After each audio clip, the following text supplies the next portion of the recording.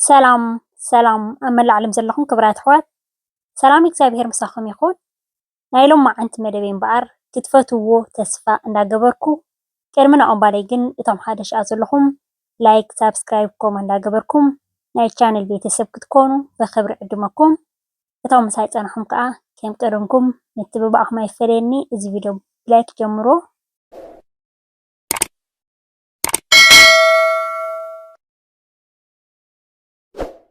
ክብራት ሕዋተይ መጀመርያ ከመይ ቀኒኹም ለንቅነጥፊ ኢለኩም ቀኒ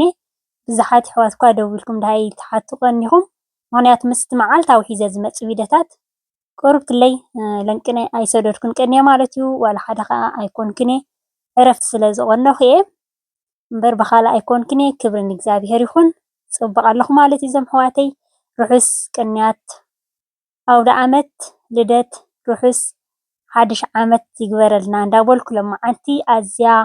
ጥዕምቲ ዝኾነት ፒሳ ኣብ ምእተው ከም ዝረኣኹማ ንሓድሽ ዓመት ተደሊና ንዝተፈላለየ ትኾነና ክንሰርሕ ኢና መጀመርያ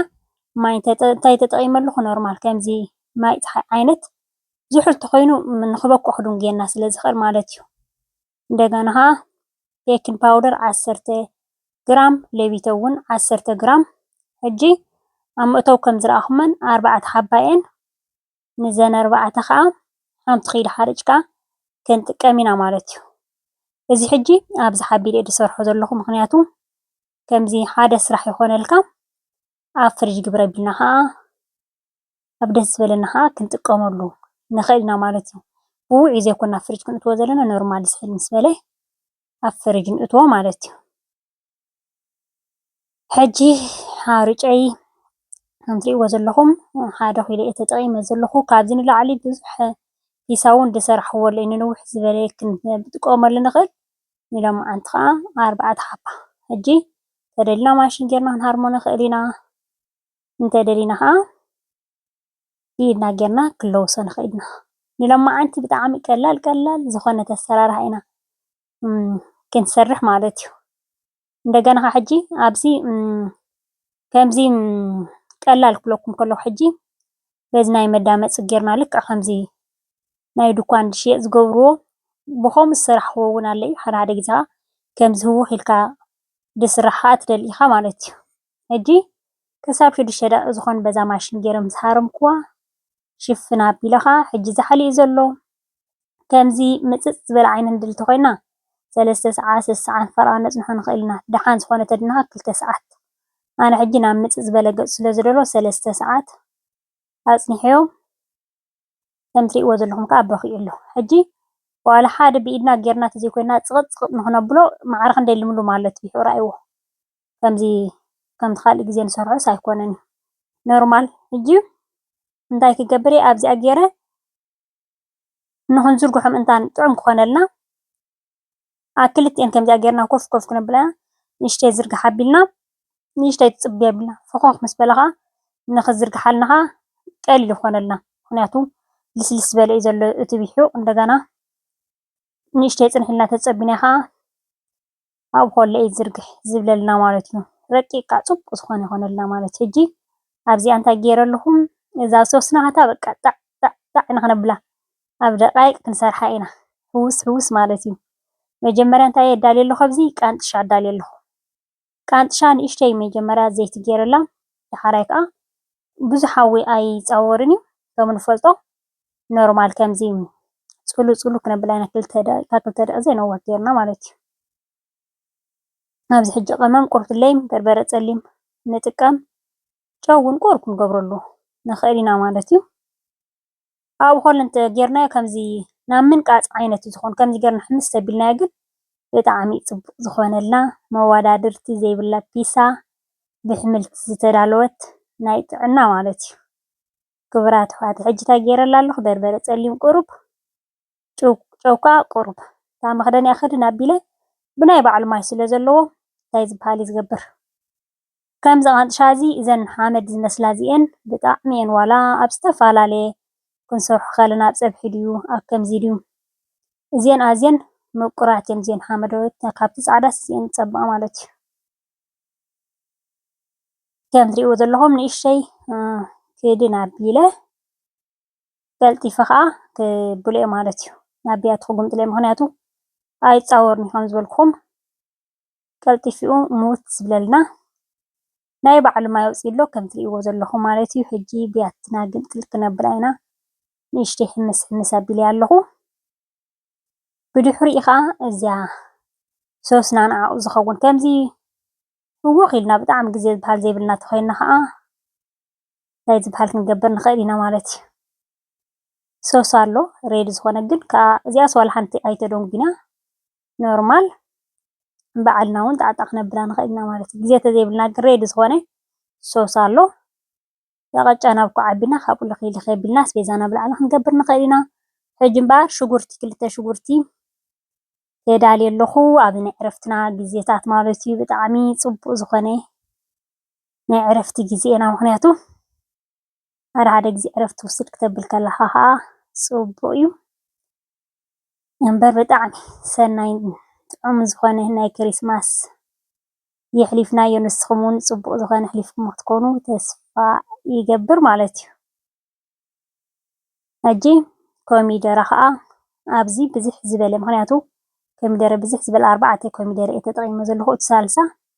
ንጥቀም እንዲና ግን ውሕድ ዝበለ ክገብሮ እየ ብከም ብዝናይ ኮሚደረ ብዝሕ ዝበለታ ተኮይና ከዓ ጥዕምቲ እያ ትመፀልና። ሕጂ ፃዕዳ ሽጉርቲ ጉዕ ከዓ ሓንቲ ጉዕ ብደቕ ዝበለ ዝተመተረ ከዓ ምስኡ ጌርና ክነብሎ ኢና ማለት ሕጂ ደቅና መሪር ዘይበልዑ ኮይኖም እቲ ጉዕ ክንኣልዮ ንኽእል ኢና ማለት እዩ። ከምዛ ትሪእዋ ዘለኹም ንእሽተይ ሙት ክሳብ ትለልና እህርም ኣቢልና ዳርጋ እዚኣሲ እንታይ እሞ ብጣዕሚ ኣብ ሓፂር ግዜ ትስራሕ ክቡራት ኣሕዋተይ። ሕጂ ሳልሳ እዚኣ ተጠቒመ ኣለኹ ኣነ ቅጥን ዝበላ እየን እዚአን ካልእ ግዜ እኳ ናይ ጥርሙዝ እንድየ ዝጥቀም ነይረ ሓፊስ ወዲየ ፀኒሐ እዚኣ ግን ተጠቒመ ኣለኹ። እቲ ኮሚደረ ብዝሕ ዝበለ እዚ ሳልሳ ከዓ ኖርማል ቅጥን ኢለ ሓንቲ ባኮ ከዓ ተጠቒመ ሳልሳ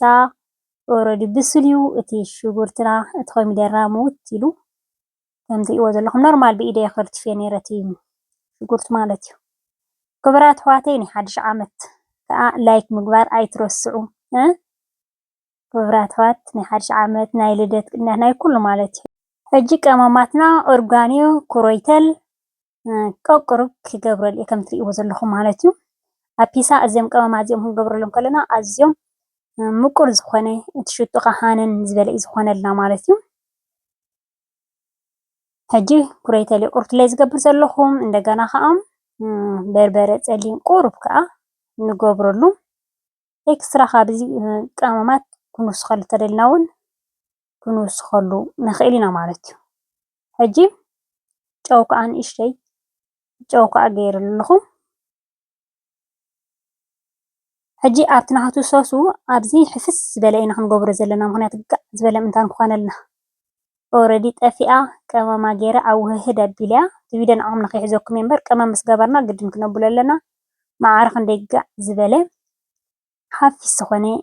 ስልሲ ናቱ ከዓ ስጎ ሰሪሕና ኣለና ማለት ሶስ